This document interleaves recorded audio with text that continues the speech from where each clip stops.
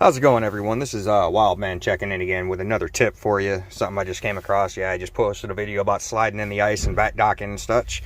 But I've come across people in truck stops that either A, don't understand or don't realize why their truck won't start. It gets power, it's got all the necessary things working. So let's go ahead and hit this key right here just to show you. And if you happen to notice the problem, feel free to comment. But I'm going to explain it as we go. Everything powers up. And I've shown the problem a couple of times. Most people, it's common sense, but some people just don't understand. You'll come out of a shop, and I've had this happen where they just didn't understand anything, and the mechanics got tired of them. They're turning their key like so, you hear it.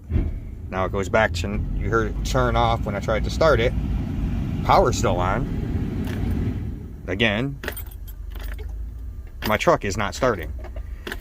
Now, the problem is this. It's not that there's no power. What it is this right there.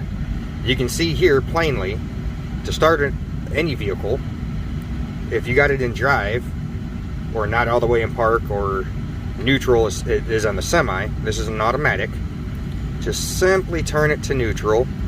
See this little arrow right here? You see the manual and automatic stuff over here, all in the middle. Line this arrow up with these. See this arrow here? Here. Lines right up with that. Now watch what happens. I'm going to come right back over here real quick. We still have power, right? I'm going to come right back over to the key.